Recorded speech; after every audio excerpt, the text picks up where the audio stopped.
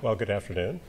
I mentioned to somebody over the lunch break that it felt a little unfair to be following 5 preachers, and he responded, "You're lucky there's any time left at all." That's probably true.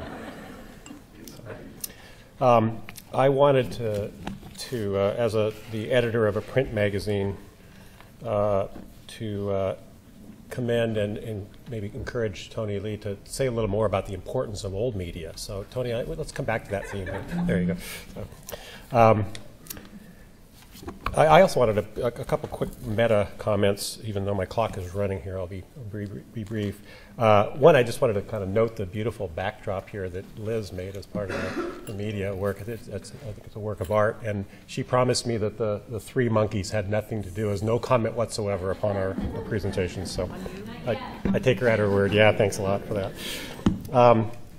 As I don't know, in some ways, an old media person.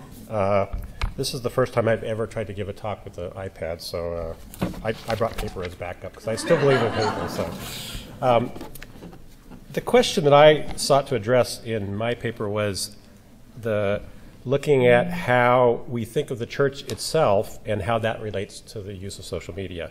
And by the way, what we're, I think, trying to do here is somewhere between the conversational tone of our morning and a paper that's a little weightier, and I'm going to try to balance between those two and not just kind of read the paper, but there are some things I want to kind of cover. I started with looking at a scholar named Avery Dulles, who's a Catholic theologian. He wrote a seminal book in the mid-'70s called Models of the Church. I thought Dulles' his approach to the problem was interesting. He was inspired, as I guess many of us have been, by Niebuhr's Christ and Culture. And he was kind of wondering about taking a typological approach to theological problems. And then later he was working on a paper on ecumenism, and it struck him that the various points of views on relationship between churches is determined to a great extent by the models one presupposes about church. And so that kind of led him to his work on models of the church. I don't know how many of you are familiar with that. I'm assuming that most of you who are in some kind of pastoral ministry, your passion for that was probably ecclesiology. That's probably what drew you into theological, maybe not. But I think it is very important and foundational for looking at these kind of questions, and very apropos.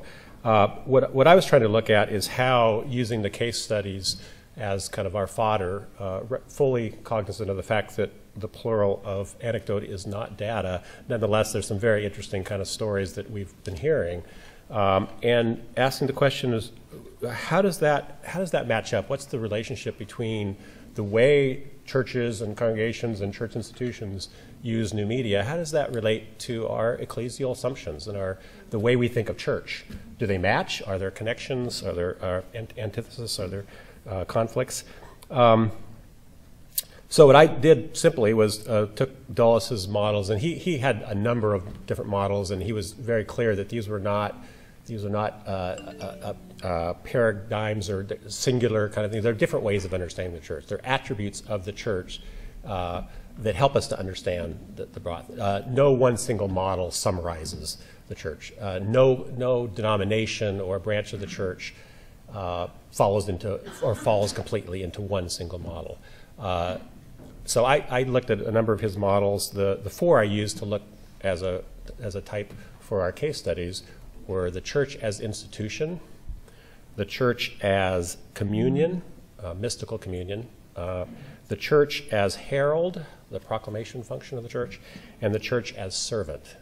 And again, I think that it's very important that these are understood as interlocking kind of understandings of the church, and emphases more than singularities. The questions I sought to address in the case studies in light of this is, what ecclesiological assumptions are reflected in the digital practices of institutions and churches? Do their particular ways of using new media reflect a certain model or understanding of the church? And so how do these kind of assumptions and understandings interplay? So the first model is the church as institution. And I thought it was very important, and Dulles spends a long time as a Catholic. It's, from a church that's known to be, the institutional model is known to be rather significant, for him to point out very clearly that the institution model of all the models should not and cannot stand by itself. The institution of the church is to serve the other model. It's for the proclamation of the word. It's for the building of community. It's for the serving the world. And he was very clear about that. And in fact, he said that it's the least biblically grounded model. And he was very clear that it's not.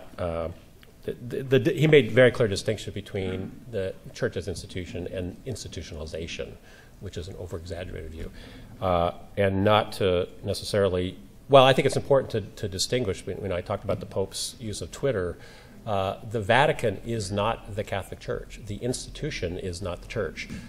There are many aspects of the church and many uses of new media that are much more grassroots and democratic than just the Vatican's use of Twitter. So I think that's important to note. But the other thing to say is that the institutional model is, and the idea of institution is not really a negative concept. Every one of us is part of institutions, and we have to have structures and offices and things that are part of it, a part of our understanding of church and our enactment of church. And each of the case study subjects engage in media practices that exemplify aspects or principles consistent with an institutional ecclesiology. For example, one attribute that's consonant with that model is that the prime beneficiary of activities of the church are its own members. Many of our case studies and much social media use is for people within a community. And again, there's nothing inherently wrong with that. But that kind of reflects an institutional model in some sense. There are several examples in the case studies that note a deference to or an elevation of usually the ordained pastors. And that was a point of struggle for a lot of folks in these studies. A member of the Young Clergy Women Project, I don't think it was Susan, reported her discouragement that church members wait for her to be the voice of the church's Facebook page.